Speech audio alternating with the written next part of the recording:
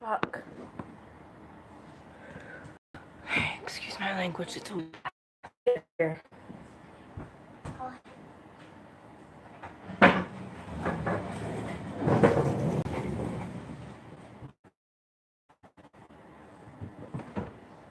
damn.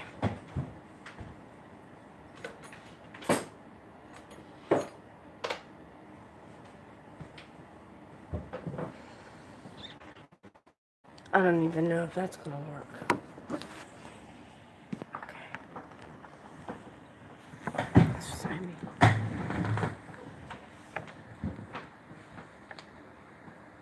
I don't have much room with this camera.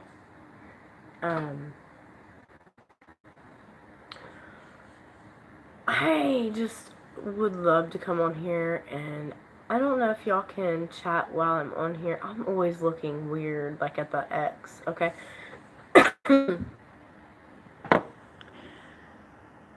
But, I'm gonna take my Pepsi can.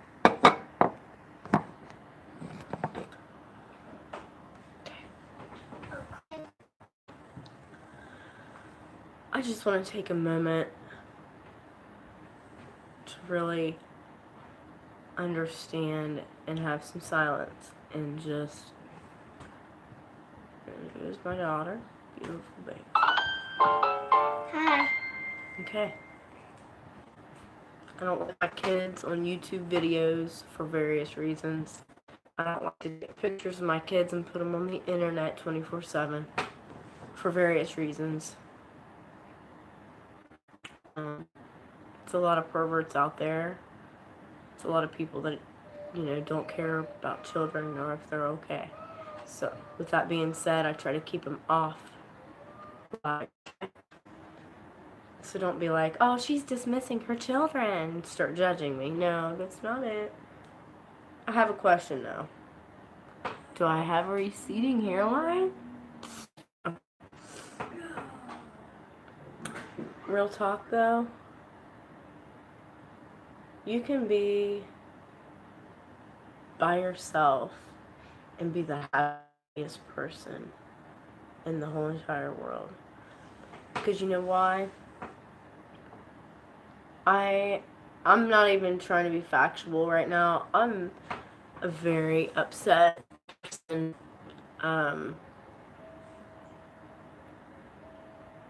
I can start from the beginning if you'd like. I'll introduce myself. So, hi, my name is Alana Ray Deal. I'm from Ohio. I'm from an extremely small town in Ohio. It's very irrelevant off the map. It's called Chillicothe, Ohio. Ain't much to do in this town. A lot of people are dying down here. We're getting locked up. So a lot of my friends have died, and a lot of them have, unfortunately, and still are serving very long prison terms. That being said, Ohio, police state for the most part, and there are more prisons in Ohio than any other state. That is a fact. So I'll tell you a little bit about myself, and we'll start off with when I was a little girl. Let me show you a picture.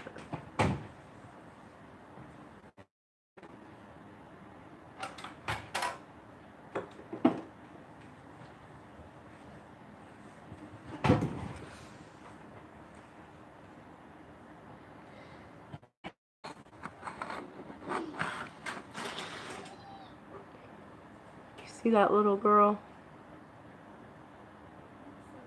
At one point, she was very happy and ambitious. Look. Got a glare on there. I was a very happy little girl.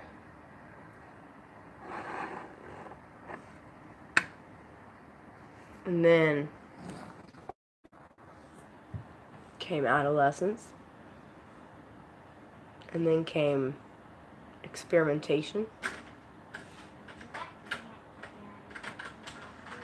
And then men. Jail. Juvie. Get taken away from your mom by your military dad, who didn't understand that that probably did more damage. I don't know why he really, still to this day, I don't really know why. One second. Mira, can you do me a big favor and take that and play it in there, please? I don't really know why he took me. I kept having parties and stuff at my mom's house. And, you know, he didn't think that was cool. And him being in the military and a corrections officer. So, yeah. I violated a lot and did some funky ass, dumbass shit. But, so, I'm trying to make it as brief as possible and remember. So remember that with the trauma sometimes comes forgetting, blurs, just blank spaces, a lot of gray area. Okay, so my mom supposedly I did it, and my sister wrote an affidavit on me that kind of ruined our relationship for a while. That got me, that was the key in the door, was that affidavit. And she got bullied by the lawyers and shit, and so she did it. And military, I went to jail for about 8 months in juvie.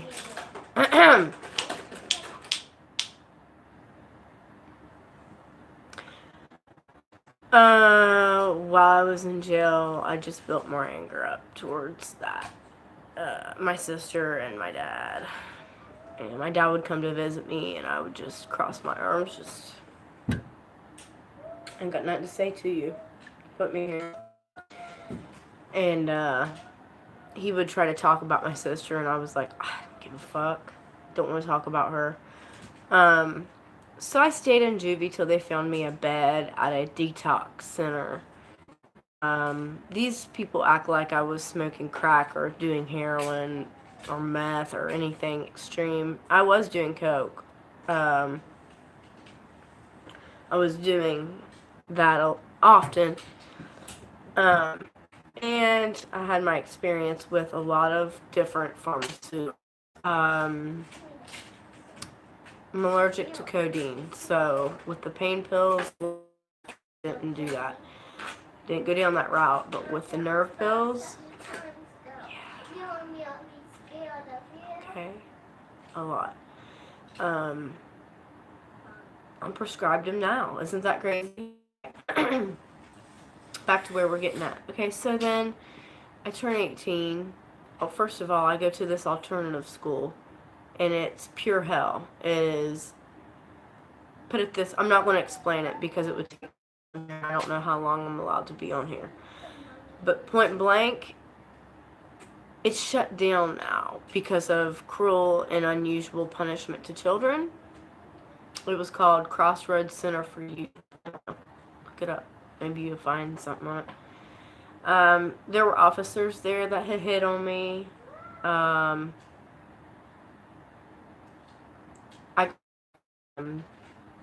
got called a terrorist, and I got handcuffed for that. And it was a very odd school. Like, you got strip searched. Not strip searched, but you know, they do the underwire on your bra. You know, they do the waistband, the shoes. You take your shoes off. You gotta take that shit down. You can't even have a good hairdo and go to that school. Anyways, so yeah, the school is gone.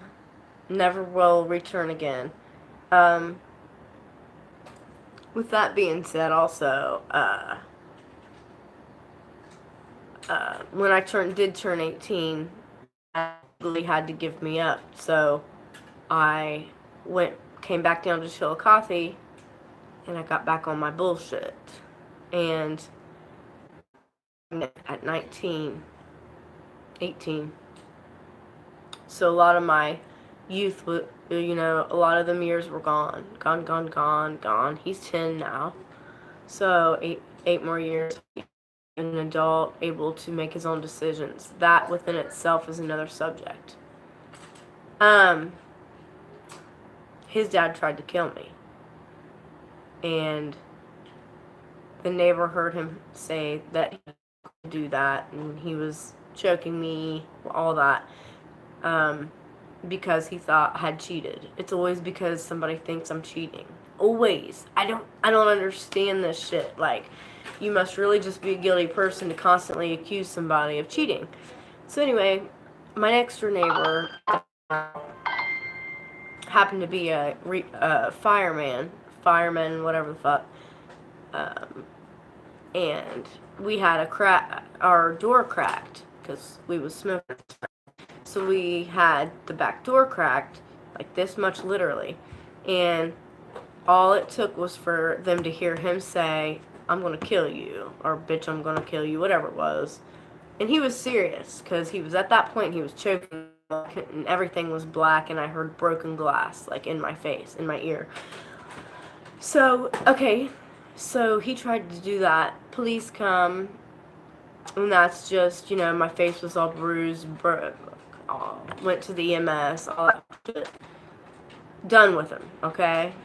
That was good enough for me. It's all I needed. I did 3 years with him.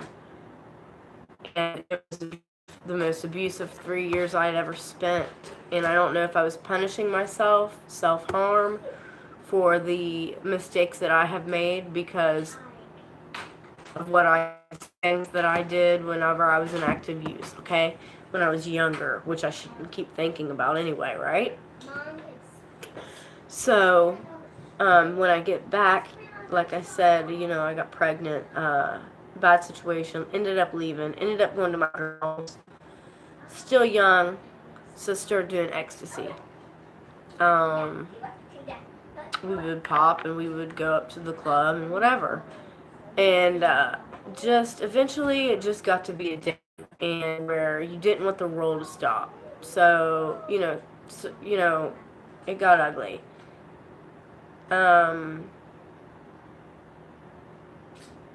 There was a gap there where me and my mom didn't talk for a long time. My dad, I have seen, dropped me off at my grandma's at 17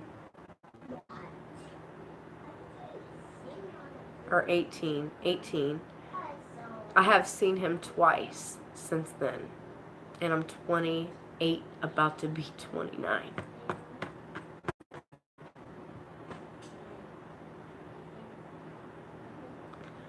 This is the man that I went on hikes with. This is the man that I followed right directly in his tracks. Like his feet were going like this, and it would leave imprints in the snow, and then my feet would go just like that, right over top of his footprint. I wanted to be just like, I wanted to be in the military like my dad.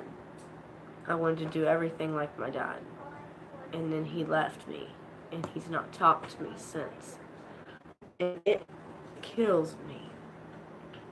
And it hurts me to the core of me. Me and my mom's relationship, we're cool, but we bump heads very easily. So,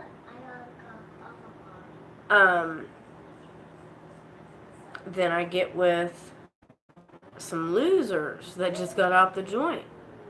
And these motherfuckers, I mean, this is like one after, oh God. I don't want to put any names out there. Okay, so Brian, didn't know you were a drug addict.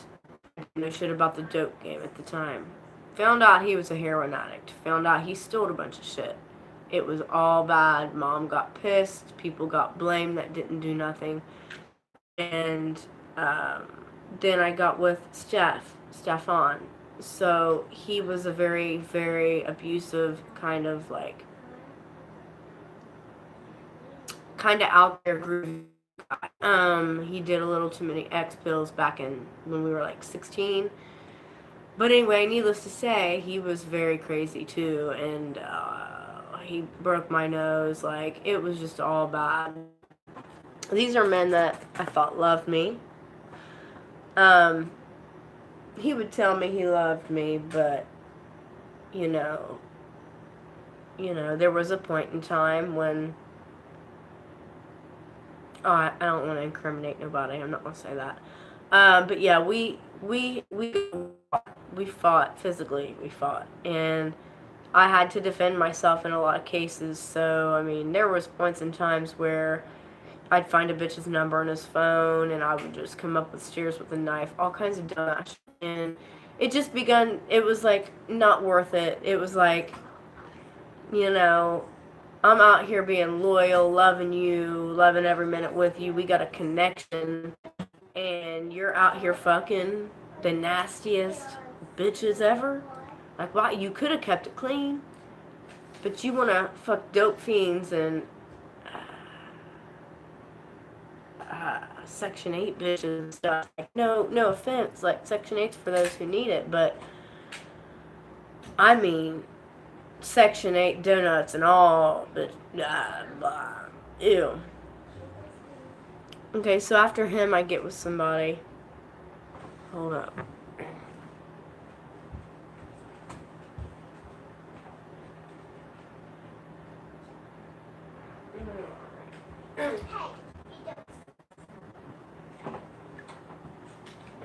Okay, so after Steph, I got had to get away from him. Like, he was up in Dayton, and he was just a player, had kids on me and everything. So I said goodbye.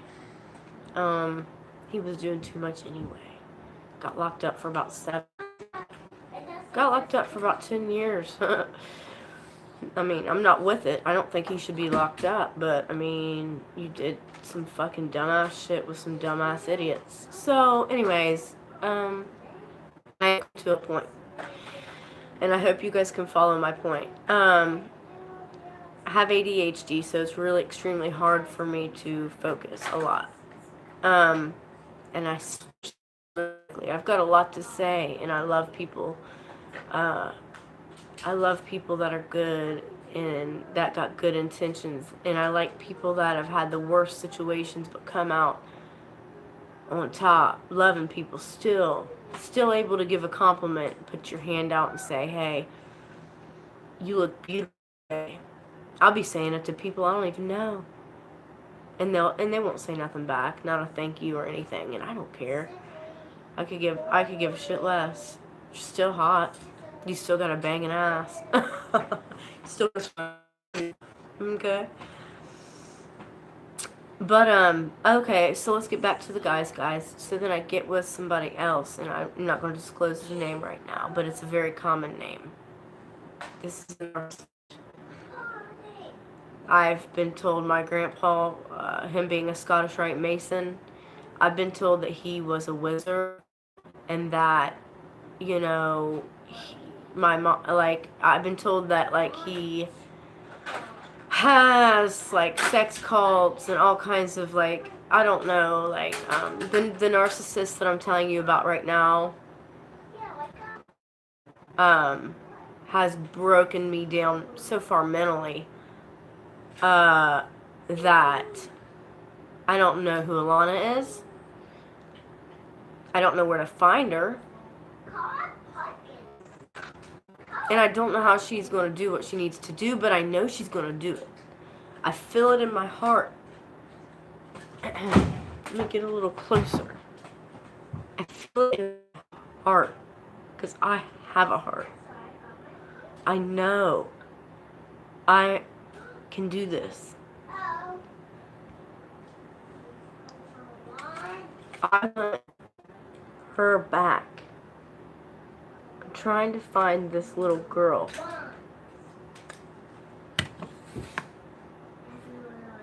I'm trying to find her. Because without her, she's going to keep on to these abusive people, men, usually, because I'm hurt. I miss my dad.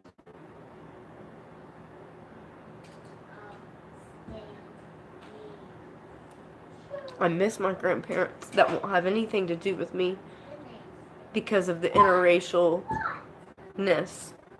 that everybody's all caught up in.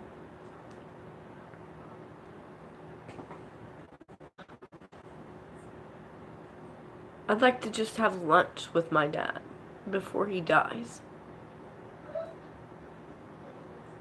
I'm sorry. Let me tell you something. It all goes back to your dad, women. If you have a dad and he's abusive, you're probably going to go after an abuse. I don't know. I've heard a lot of wise tales about all that. But what would I give to just have dinner with my dad and just my dad? You want to know that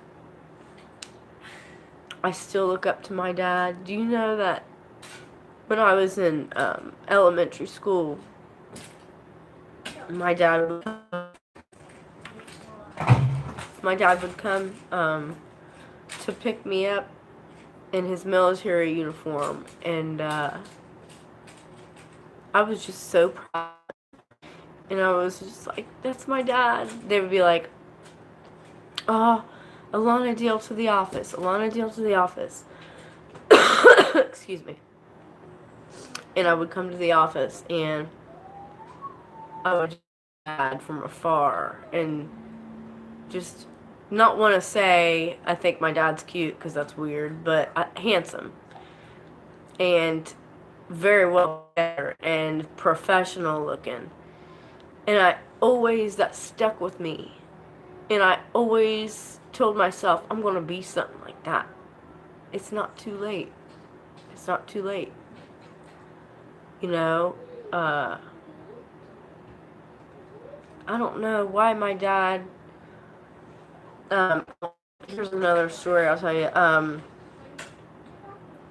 With all the problems we've had with my dad, like him and I, like when I was a juvenile or whatever, seeing as how he's been absent with my adult life, I think he couldn't handle what he knew I was about to do and how I was going to go about my life, and so he totally let me go. And that, I could see that if maybe I was like out here selling pussy, like for drugs, for like heroin and shit like that. No, that never happened. Not to say, I'm not putting anybody down if you did. It's just not my thing. And I think it's very degrading and horrible. I don't know. And when my dad graduated, or when he retired from the Air Force, I knew he wasn't expecting. I have a cold, so I'm so congested. Okay. So when it came time for his graduation, and you know how people can get up and they can talk and say blah blah blah. Well, there was a lot of like military officials, high-ranking officers, and then my dad was on stage, and then they gave us our flowers, family talk, said whatever. And you know what I said? He wasn't expecting me to say shit, because I think my dad really thinks that I hold it against him what he did to me by taking me away from my mom, but I don't. Because I know that he did it for a reason he thought was good, not to be. I stood up and I gave a testimony, and I said, since I've been little, my dad has been to Germany. My dad's been to different countries, and he would bring me back little trinkets and little things from these different countries. in which I don't really have those things anymore because my mom didn't get them when she let our house go when her and him got divorced, and you know, she kept it up for a while, but eventually it foreclosed, and I had like stuff from Saudi Arabia there, stuff from Dubai, things from oh, what's that one called? Qatar. I had stuff from Germany, France, Paris. Oh, the most heartfelt things, the most closest to my soul things. And they were all left there because Mom said she was too sick to get them out. Because she was sick, meaning mentally, she was sick because my dad left her and had all that to do by herself, and it was, I understand, but I'd have loved to have some of those things back. Yeah,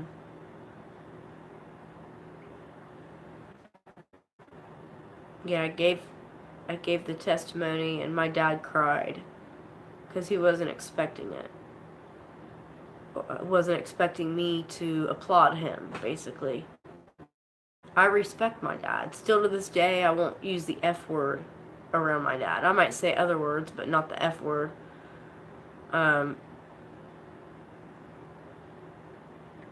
Family's very important, but family will fuck you over first. So now I'm confused. Do I keep my distance? Or do I try to come in? I think I'll keep my distance.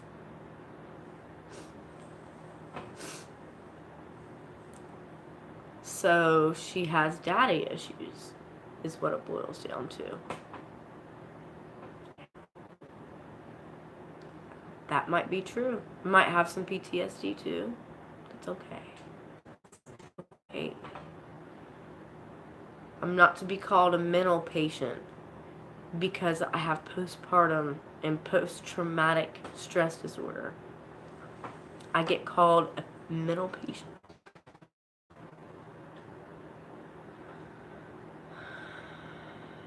I would give anything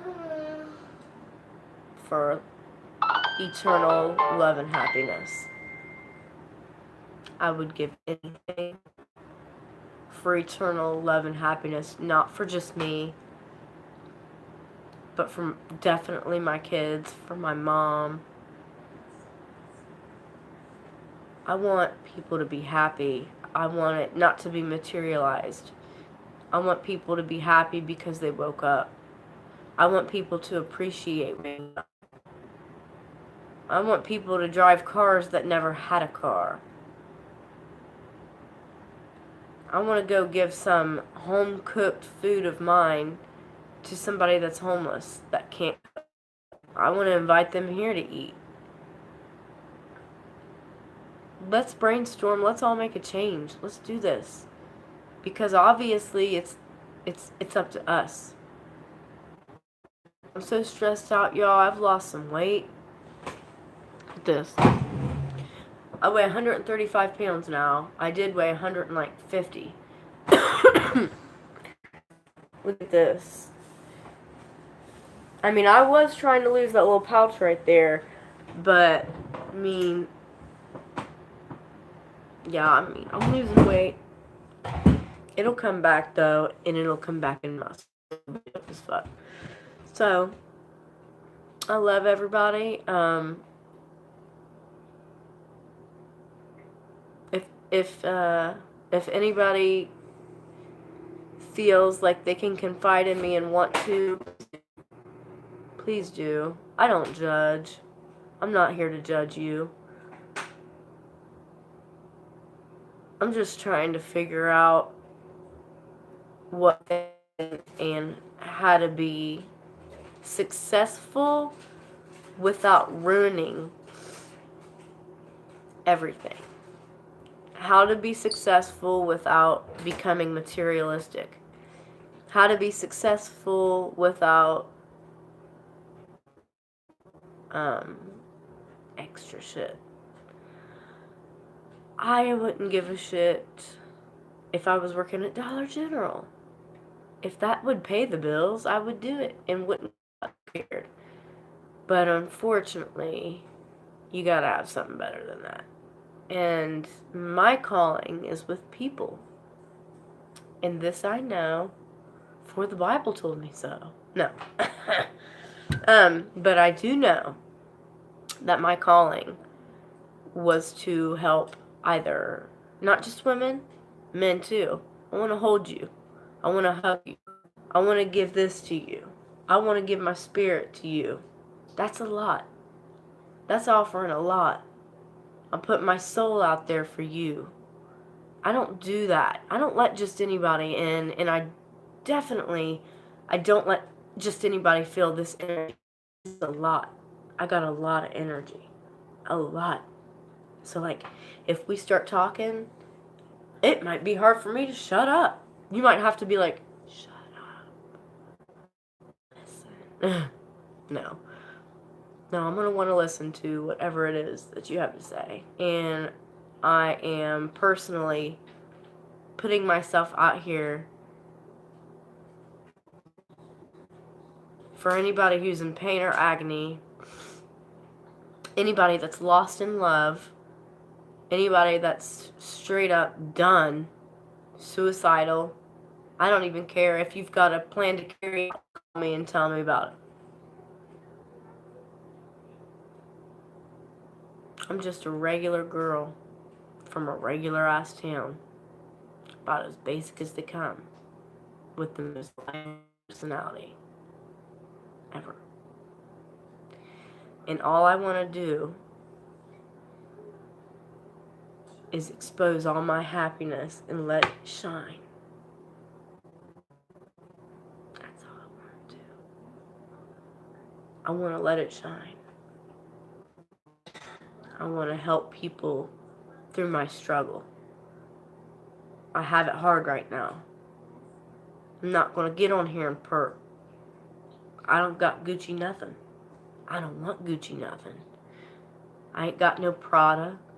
I ain't got no Dolce. Well, I do have some perfume that's Dolce. But, listen, that shit don't mean shit to me. I will throw that bottle of perfume and shatter it. Okay? Connections is what matters to me. Looking you in the eyes is what matters to me. Look at my eyes.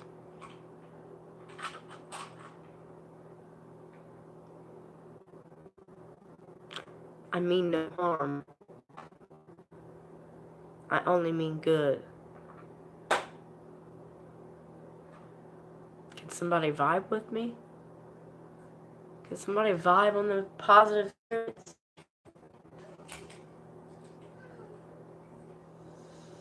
I don't want to have another conversation about nothing. It's boring. I want to have a deep conversation. I want to have one of them conversations where you can't stop. You just can't stop talking. You can't stop smiling. You can't stop grinning ear to ear. I want to cook and somebody to say, I've never even had this before.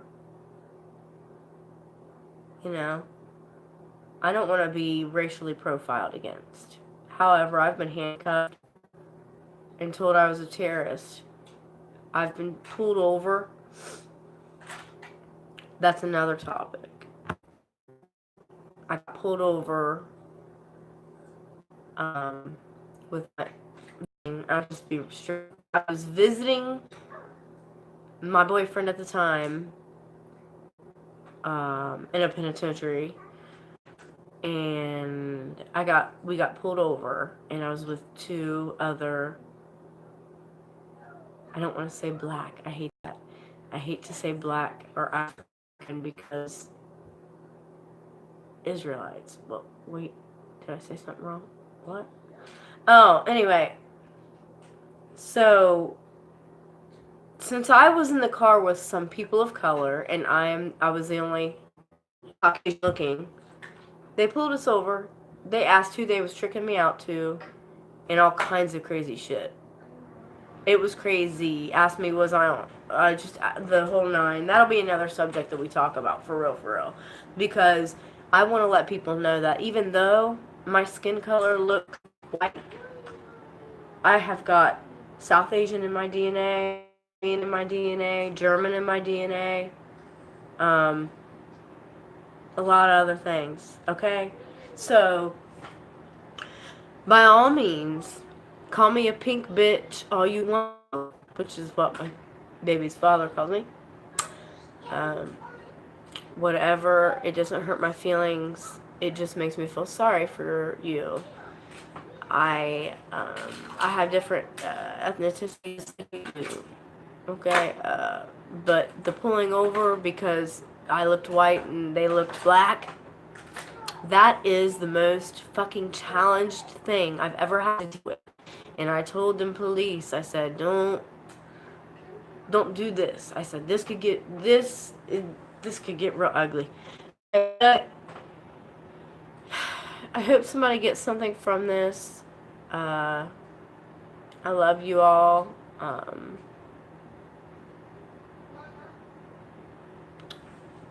If you need to reach out, even if you're reaching out in the darkness. Reach out in the darkness, and you will find a friend. Okay, anyway. Yeah, I like my Woodstock as well. And again, I can sing. I can. But I have a cold right now. But yeah, I'll be on here singing soon. So stay tuned.